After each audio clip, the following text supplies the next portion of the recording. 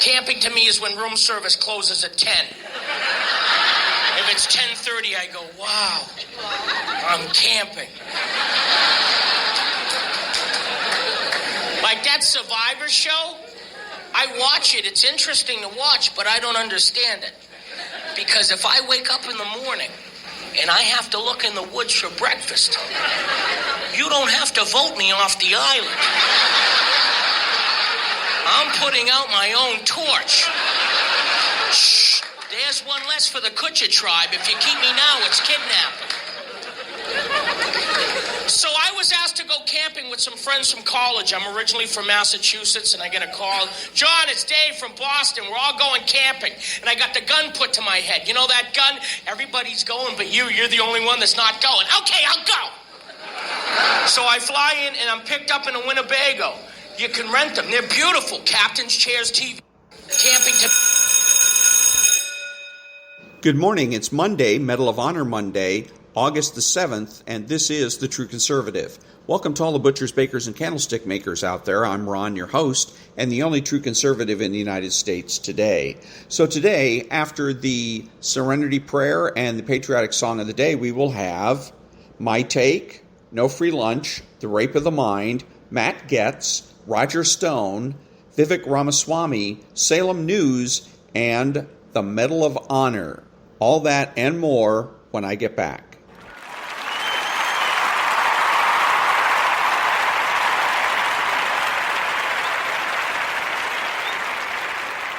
God, grant me the serenity to accept the things I cannot change, the courage to change the things I can, and the wisdom to know the difference. Amen.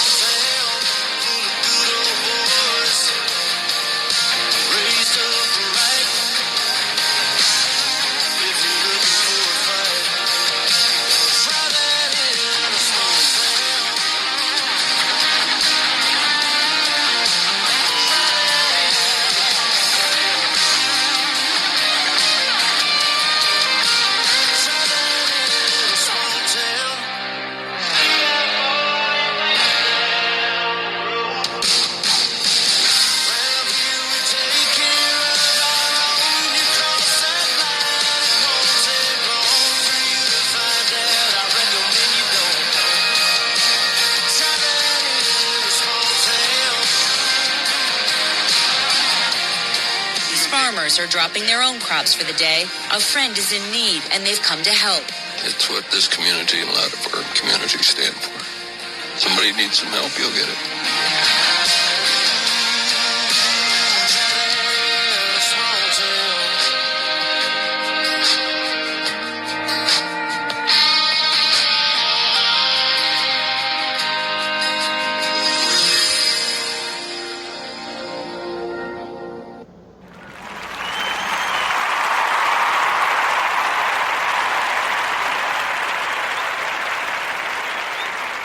Thank you. And now, there's no free lunch. 250 Economic Truths by David-Bahnsen. It is because freedom means the renunciation of direct control of individual efforts that a free society can make use of so much more knowledge than the mind of the wisest ruler could comprehend. F.A. Hayek. You may want to read this one several times to let it sink in. In a free society, the collective knowledge of all the individuals in it is at use. It is not suppressed. It has distributive powers, and its applications are monumental and miraculous.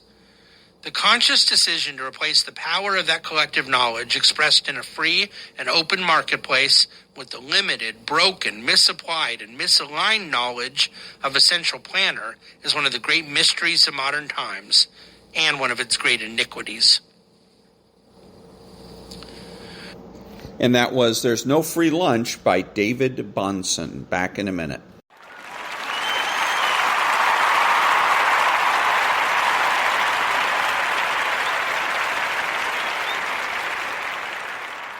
Thank you. And now an Ayn Rand quote. Quote, "Nothing can corrupt and disintegrate a culture or a man's character as thoroughly as does the precept of moral agnosticism. The idea that I must never pass moral judgment on others, that I must be morally tolerant of anything, that the good consists of refusing to distinguish good from evil. It is obvious who profits and who loses by such a precept. It is not justice or equal treatment that you grant to me when you abstain equally from praising my virtues and from condemning my vices. When your impartial attitude declares, in effect, that neither the good nor the evil should expect anything from you. Whom do you betray and whom do you encourage?" Unquote. Back in a minute.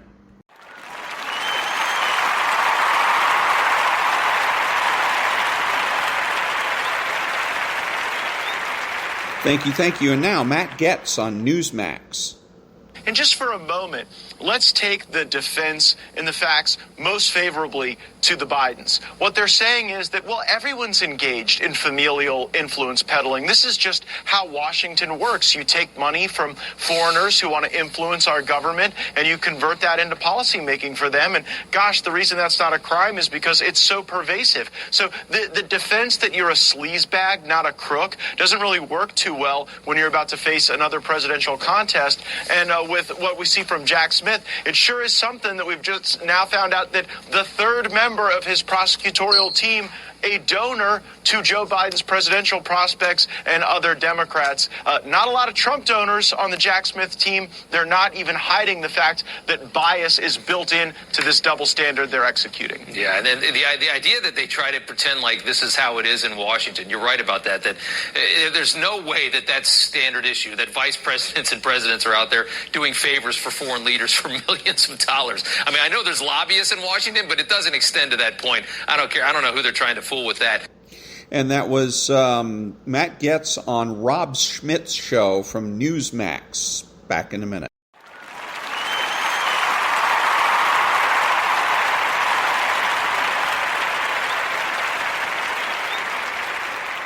Thank you. And now, Stuart-Varney's My Take.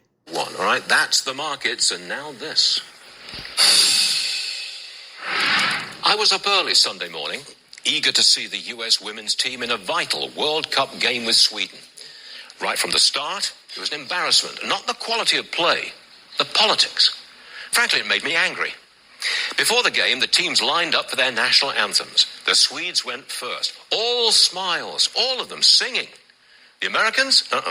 6 didn't sing or place their hand on their heart. Hardly a smile. They didn't look happy to be representing their country. In fact, to me, some of them looked downright embarrassed at the playing of the Star-Spangled Banner. When the game began, the team turned in what I thought was a lackluster performance. I suspect that's because of the tactical and political divisions within the team. They don't all want to bring political protest as their sport, do they? At the end of 2 hours of play, no score. The game went to a penalty kick shootout. Megan Rapinoe came on, she took the shot and missed. She appeared to be laughing as she rejoined her teammates. It was Rapinoe who brought protest to women's soccer.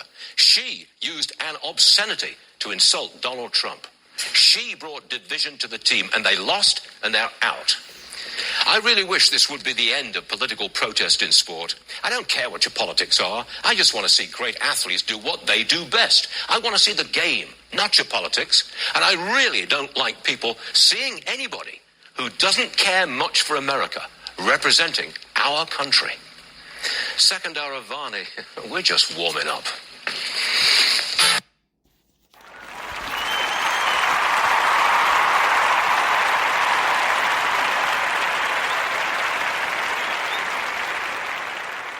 Thank you. And now, the rape of the mind.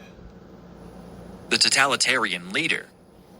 The leaders of totalitaria are the strangest men in the state. These men are, like all other men, unique in their mental structure, and consequently, we cannot make any blanket psychiatric diagnosis of the mental illness which motivates their behavior. But we can make some generalizations which will help us towards some understanding of the totalitarian leader. Obviously, for example, he suffers from an overwhelming need to control other human beings and to exert unlimited power. And this, in itself, is a psychological aberration often rooted in deep-seated feelings of anxiety, humiliation, and inferiority. The ideologies such men propound are only used as tactical and strategical devices through which they hope to reach their final goal of complete domination over other men. This domination may help them compensate for pathological fears and feelings of unworthiness, as we can conclude from the psychological study of some modern dictators. Fortunately, we do not have to rely on a purely hypothetical picture of the psychopathology of the totalitarian dictator. Dr. G.M. Gilbert, who studied some of the leaders of Nazi Germany during the Nuremberg trials, has given us useful insight into their twisted minds. Useful especially because it reveals to us something about the mental interaction between the totalitarian leader and those who want to be led by him. Hitler's suicide made a clinical investigation of his character structure impossible. But Dr. Gilbert heard many eyewitness reports of Hitler's behavior from his friends and collaborators, and these present a fantastic picture of Nazism's prime mover. Hitler was known among his intimates as the carpet eater, because he often threw himself on the floor in a kicking and screaming fit like an epileptic rage. From such reports, Dr. Gilbert was able to deduce something about the roots of the pathological behavior displayed by this morbid genius. Hitler's paranoid hostility against the Jew was partly related to his unresolved parental conflicts. The Jews probably symbolized for him the hatred, drunken father who mistreated Hitler and his mother when the future Führer was still a child. Hitler's obsessive thinking, his furious fanaticism, his insistence on maintaining the purity of Aryan blood, and his ultimate mania to destroy himself and the world were obviously the results of a sick psyche. As early as 1923, nearly 10 years before he seized power, Hitler was convinced that he would one day rule the world, and he spent time designing monuments of victory, eternalizing his glory, to be erected all over the European continent when the day of victory arrived. This delusional preoccupation continued until the end of his life, in the midst of the war he created, which led him to defeat and death. Hitler continued revising and improving his architectural plans. Nazi dictator number 2, Hermann Göring, who committed suicide to escape the hangman, had a different psychological structure. His pathologically aggressive drives were encouraged by the anarchic military tradition of the German Junker classes, to which his family belonged. From early childhood, he had been compulsively and overtly aggressive. He was an autocratic and a corrupt cynic, grasping the Nazi-created opportunity to achieve purely personal gain. His contempt for the common people was unbounded. This was a man who had literally no sense of moral values. Quite different again was Rudolf Hess, the man of passive yet fanatical dog-like devotion, living, as it were, by proxy through the mind of his Führer. His inner mental weakness made it easier for him to live through means of a proxy than through his own personality, and drove him to become the shadow of a seemingly strong man, from whom he could borrow strength. The Nazi ideology gave this frustrated boy the illusion of blood identification with the glorious German race. After his wild flight to England, Hess showed obvious psychotic traits. His delusions of persecution, hysterical attacks, and periods of amnesia are among the well-known clinical symptoms of schizophrenia. Still, another type was Hans Frank, the devil's advocate, the prototype of the overambitious latent homosexual, easily seduced into political adventure, even when this was in conflict with the remnants of his conscience. For unlike Goering, Frank was capable of distinguishing between right and wrong. Dr. Gilbert also tells us something of General Wilhelm Keitel, Hitler's chief of staff, who became the submissive, automatic mouthpiece of the Fuhrer, mixing military honor and personal ambition in the service of his own unimportance. Of a different quality is the SS Colonel Hess, the murderer of millions in the concentration camp of Auschwitz. A pathological character structure is obvious in this case. All his life, Hess had been a lonely, withdrawn, schizoid personality, without any conscience, wallowing in his own hostile and destructive fantasies. Alone and bereft of human attachments, he was intuitively sought out by Himmler for this most savage of all Nazi jobs. He was a useful instrument for the committing of the most bestial deeds. Unfortunately, we have no clear psychiatric picture yet of the Russian dictator Stalin. There have been several reports that during the last years of his life, he had a tremendous persecution phobia and lived in constant terror that he would become the victim of his own purges. Psychological analysis of these men shows clearly that a pathological culture, a mad world, can be built by certain impressive psychoneurotic types. The venial political figures need not even comprehend the social and political consequences of their behavior. They are compelled not by ideological belief, no matter how much they may rationalize to convince themselves they are, but by distortions of their own personalities. They're not motivated by their advertised urge to serve their country or mankind, but rather by an overwhelming need and compulsion to satisfy the cravings of their own pathological character structures. The ideologies they spout are not real goals. They are the cynical devices by which these sick men hope to achieve some personal sense of worth and power. Subtle inner lies seduce them into going from bad to worse. Defensive self-deception, arrested insight, evasion of emotional identification with others, degradation of empathy. The mind has many defense mechanisms with which to blind the conscience. A clear example of this can be seen in the way the Nazi leaders defended themselves through continuous self-justification and exculpation when they were brought before the bar at the Nuremberg trials. These murderers were aggrieved and hurt by the accusations brought against them. They were the very picture of injured innocence. Any form of leadership, if unchecked by controls, may gradually turn into dictatorship. Being a leader, carrying great power and responsibility for other people's lives, is a monumental test for the human psyche. The weak leader is the man who cannot meet it, who simply abdicates his responsibility. The dictator is the man who replaces the existing standards of justice and morality by more and more private prestige, by more and more power, and eventually isolates himself more and more from the rest of humanity. His suspicion grows, his isolation grows, and the vicious circle leading to a paranoid attitude begins to develop. The dictator is not only a sick man, he is also a cruel opportunist. He sees no value in any other person and feels no gratitude for any help he may have received. He is suspicious and dishonest and believes that his personal ends justify any means he may have to achieve them. Peculiarly enough, every tyrant still searches for some self-justification. Without such a soothing device for his own conscience, he cannot live. His attitude toward other people is manipulative. To him, they are merely tools for the advancement of his own interests. He rejects the conception of doubt, of internal contradictions, of man's inborn ambivalence. He denies the psychological fact that man grows to maturity through groping, through trial and error, through the interplay of contrasting feelings. Because he will not permit himself to grope, to learn through trial and error, the dictator can never become a mature person. But whether he acknowledges them or not, he has internal conflicts. He suffers somewhere from internal confusion. These inner weaknesses he tries to repress sternly. If they were to come to the surface, they might interfere with the achievement of his goals. Yet, in the attacks of rage, his weakening strength is evident.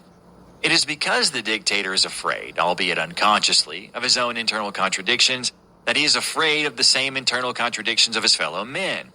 He must purge and purge, terrorize and terrorize in order to still his own raging inner drives. He must kill every doubter, destroy every person who makes a mistake, imprison everyone who cannot be proved to be utterly single-minded. In totalitaria, the latent aggression and savagery in man are cultivated by the dictator to such a degree that they can explode into the mass criminal actions shown by Hitler's persecution of minorities. Ultimately, the country shows a real pathology, an utter dominance of destructive and self-destructive tendencies. And that was The Totalitarian Leader from The Rape of the Mind by Joost-meerlo, MD. And one of the things that he does I don't particularly care for is he always goes back to these explanations about he always trying to explain why people do things like Hitler. Hitler did things because of this, and this guy did it because he had unresolved conflicts over here, and all based on the idea that either we should or we want to understand these folks. No, we don't, and we shouldn't. What we should want is simply justice. These folks were criminals. We got to get back to the idea of right and wrong. Was Hitler right or wrong? He was wrong.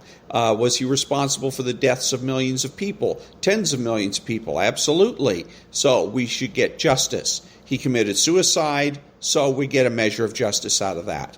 And then for the rest of them, they're put on trial and then receive an appropriate sentence, and we get a measure of justice there. I don't care if they have unresolved issues or conflicts with their mother, their father, or their pet dog. I don't care. All I'm looking for here is to know whether what they did was right or wrong, and if they did wrong, was justice done. Back in a minute.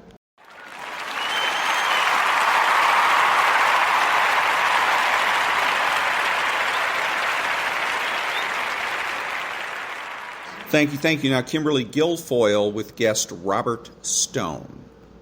The entire campaign was based on a false premise that when Donald Trump was indicted by a vindictive and politically motivated Justice Department, that his supporters would flee him, and that Ron DeSantis would somehow rise as Trump without the baggage. Well, unfortunately for him, he's Trump without the personality, Trump without the charisma, Trump without the backbone, Trump without the record. This has just been extraordinarily ill-conceived from the beginning. I think it's important people know a little history, because not everybody lives in Florida. Ron DeSantis was an undistinguished congressman running at 7% in the polls against the sitting state agriculture commissioner, who was a former congressman, who was at about 53. It is only the tweeted endorsement by Donald Trump that allowed Ron DeSantis to catapult ahead of his opponent, Adam Putnam, the agriculture commissioner, to even be nominated. Every single county chairman in the state supported Putnam. Every single elected Republican state legislator supported Putnam. Every member of Congress, with the exception of Matt Gaetz in the Republican delegation from Florida, supported Adam Putnam. Donald Trump single-handedly, unilaterally lifted Ron DeSantis and made him the Republican nominee. And that was Roger Stone on Kimberly Guilfoyle's show. Back in a minute.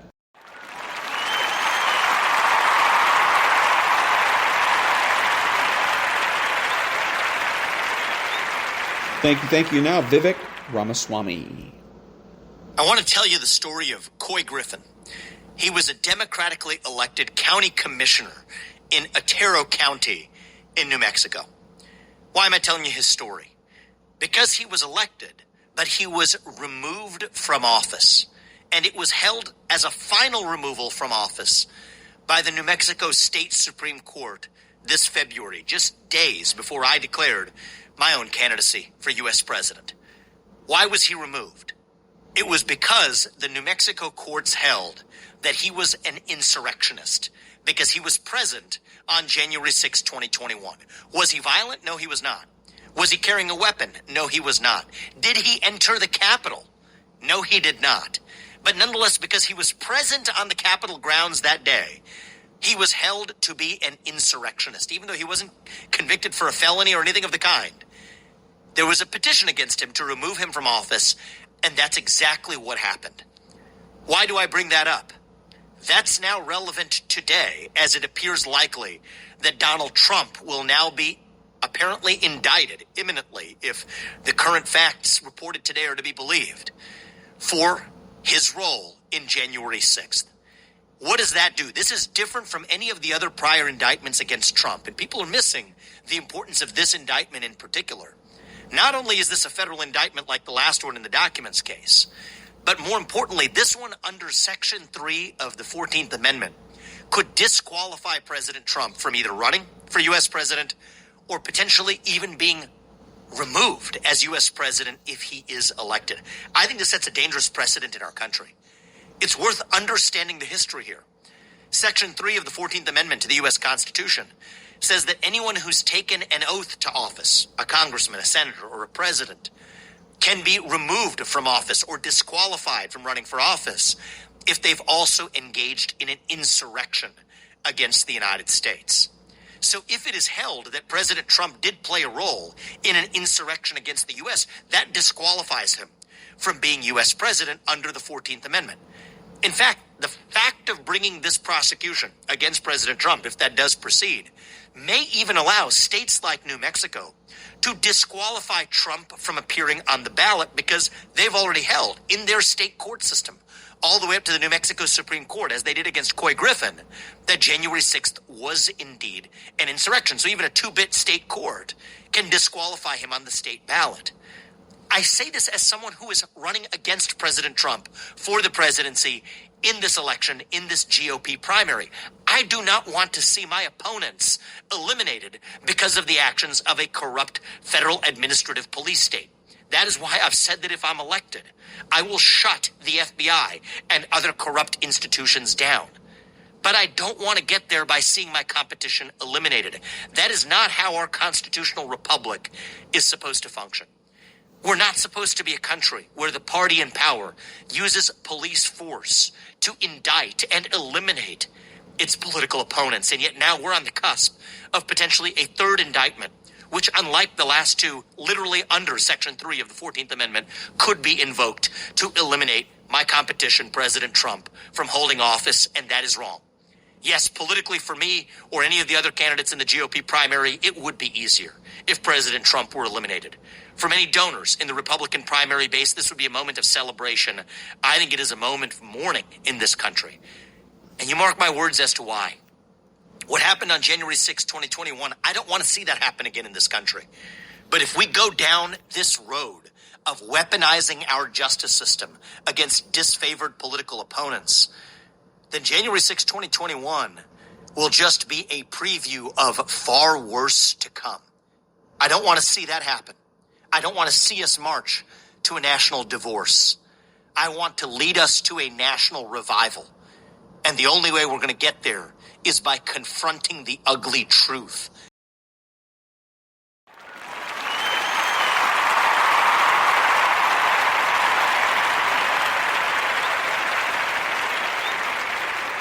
Thank you. Now, Salem News. Going forward with this consequential investigation about Hunter Biden. But there's more. There's more. John, I know there's a piece about the whistleblower and the FBI that you want to touch on. So can you just tell us where you'd like to see this go in those lanes? Well, before Devin Archer testifies next week, if that stays on course, this week on Wednesday, the IRS whistleblowers are going to testify in public for the first time before James Comer's committee. The House Ways and Means Committee Chairman Smith is going to attend that meeting, so it's kind of a joint investigation. Americans are going to see both men. They're going to get to learn the second agent's identity. His name has been withheld from the public at this point. They're going to get to see them testify. In advance of that, and I have confirmed from multiple sources that an FBI agent who worked with the IRS team has come forward and is now cooperating with Congress and can corroborate large parts of the IRS agent's stories about what went on with U.S. Attorney Weiss. That's a major breakthrough. Now you got two different agencies, two different types of whistleblowers coming forward, providing a singular portrait of what went on in the Justice Department. Big explosive revelations ahead, I think, in the next 48 hours or so. Wow. And that was Salem News. Back in a minute.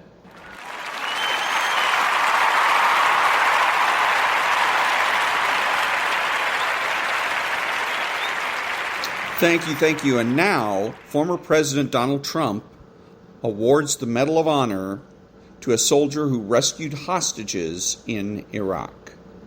That opposing evil comes with a great cost. So we pray that the honor of this ceremony and the ministry of your Spirit would comfort the families and the teammates of Master Sergeant Josh Wheeler and Master Sergeant John Dunbar. I pray in Jesus' name. Amen.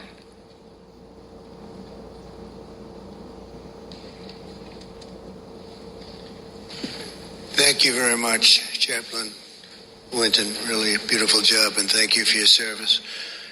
Please. Thank you. Today it's my privilege to present the Congressional Medal of Honor to a warrior who has devoted the last 2 decades to fighting the forces of terror. Please join me in welcoming today's extraordinary recipient, Sergeant Major Thomas Patrick Payne. Congratulations.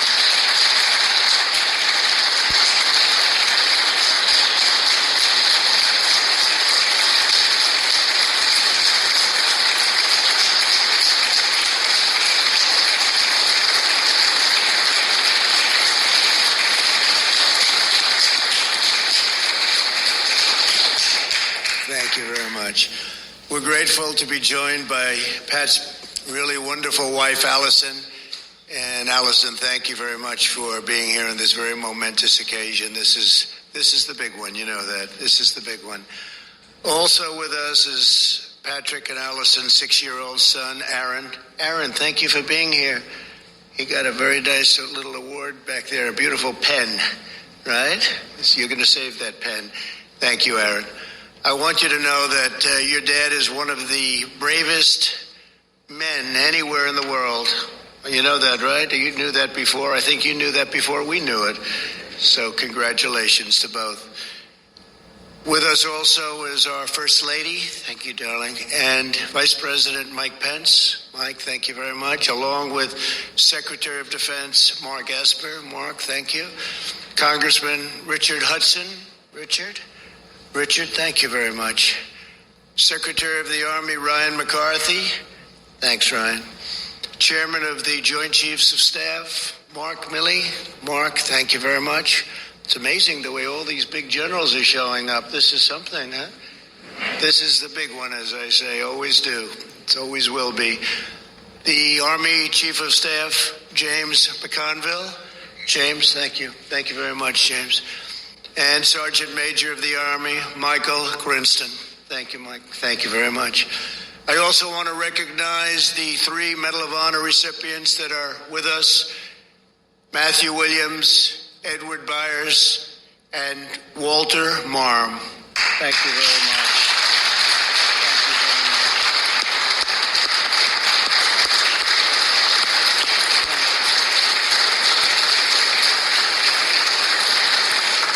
That's great. A lot of brave people are with us today. Pat grew up in a small town in South Carolina. His dad is a police officer. His grandfather served in World War II in Korea, Vietnam. Service to our country really goes through their veins very, very rapidly. Exactly 19 years ago today, on September 11, 2001, news of the attack on our nation's great country. This was just an attack like has never happened to us. But it went through Pat's high school and went through his classroom, and Pat was sitting there listening. His teacher solemnly told the students that their generation had a fight to win. They were going to fight and fight to win. In that moment, Pat was called to action. He knew that his country needed him. 10 short months later, at the age of 18, Pat was in Army basic training at Fort Benning. Soon he joined the elite ranks of the legendary Army Rangers. Pat became an exceptional soldier, an expert sniper. He saw heavy combat in multiple theaters of battle. In 2010, during a deployment in Afghanistan, his leg was severely wounded by an enemy grenade. While recovering in South Carolina, Pat met with his wife, Allison. Well, that was probably not a bad wound then, was it, huh? It was worth it. I hope you're going to say it was worth it. It was. Less than 2 years after being injured, Pat competed against some of America's toughest warriors and won the prestigious Best Ranger competition, among the most grueling physical contests anywhere in the country. In October of 2015, on his 14th deployment, Pat was part of a team assigned to plan and conduct an operation to rescue over 70 Kurdish prisoners being held by ISIS barbarians in Iraq. The team soon received horrifying intelligence that the terrorists were planning to massacre their captives and bury them in freshly dug graves. Pat and his teammates raced into action. After midnight on October 22nd, Pat boarded a helicopter and departed on a mission to free the hostages from two buildings guarded by dozens of ruthless and bloodthirsty ISIS terrorists. He was in command of a team clearing one of the compounds. As soon as the ramp to his helicopter went down, Pat rushed into a blistering hail of gunfire. Pat and his team swiftly overpowered the enemy, secured the building, and freed 38 of the hostages. Then Pat received word that the rest of the assault team was facing harsh resistance in another complex. Pat turned to one of his fellow soldiers and said, "Let's get into the fight right now. Let's get into the fight." He saw that the other building was on fire, and he knew more of the hostages were still trapped inside. He and his team climbed up ladders to the roof and opened up fire on the enemy. Multiple ISIS fighters detonated suicide vests, ripping a portion of the building into pieces. But Pat and his fellow Rangers fought through the fire, the bullets, and the deadly blasts. Pat navigated to the front door and saw the captives were being held behind a metal door secured by two very heavy padlocks. He grabbed a pair of bolt cutters and ran through smoldering flame and smoke. As bullets impacted all around him, Pat succeeded in cutting one of the locks before scorching, sweltering heat forced him to leave the building for some air. Pat caught his breath in a few seconds and was back. He ran right back into that raging blaze. He sliced the final lock and released the rest of the hostages. As the building began to collapse, he received orders to evacuate, but he refused to do so. He didn't want to leave anyone behind. Pat ran back into the burning building that was collapsing 2 more times. He saved multiple hostages, and he was the last man to leave. He wouldn't leave. No matter what they said, no matter who ordered him to do it, he wouldn't do it. He was the last one out. It was one of the largest and most daring rescue missions in American history. Pat and his team rescued 75 captives and killed 20 ISIS terrorists. Pat, you embody the righteous glory of American valor. We stand in awe of your heroic daring and gallant deeds. You truly went above and beyond the call of duty to earn our nation's highest military honor. Pat would be the first to remind us that he was not alone that day. In the battle, one Army Ranger made the ultimate sacrifice, Master Sergeant Josh Wheeler. Josh was something, right, Pat? Josh was something. You've said that before. Today, we're deeply moved to be joined by Master Sergeant Wheeler's wife, Ashley Wheeler. Ashley, our hearts break for your loss. A great man. That was a great man. Ashley, where is Ashley? Ashley, please stand up. Thank you.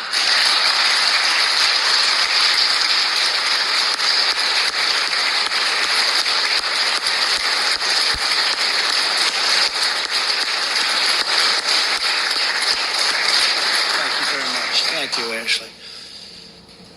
Our nation endures because fearless warriors like Josh are willing to lay down their lives for our freedom. Our children can grow up in peace because Josh had the courage to face down evil. Our debt to him and to you is everlasting. And again, thank you very much, Ashley. We appreciate it very much.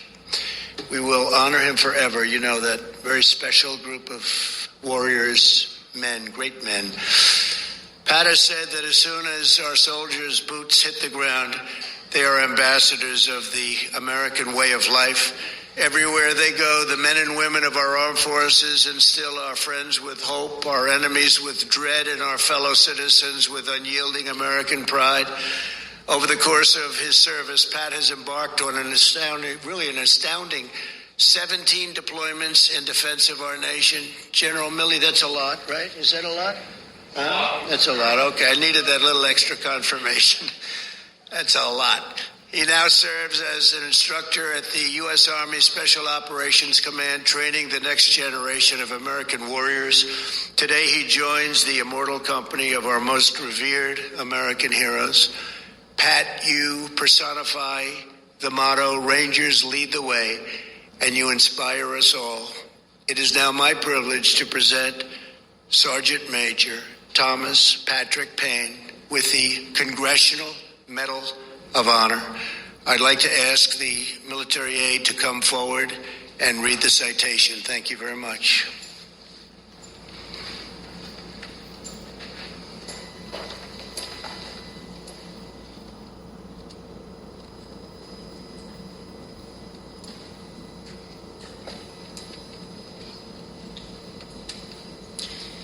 Attention to orders. The Medal of Honor is awarded to Sergeant First Class Thomas P. Payne, United States Army, for conspicuous gallantry and intrepidity at the risk of his life above and beyond the call of duty on October 22, 2015. His heroism and selfless actions were key to liberating 75 hostages during a contested rescue mission that resulted in 20 enemies killed in action. Sergeant First Class Payne's gallantry under fire and uncommon valor are in keeping with the highest traditions of military service and reflect great credit upon himself, the United States Special Operations Command, and the United States Army.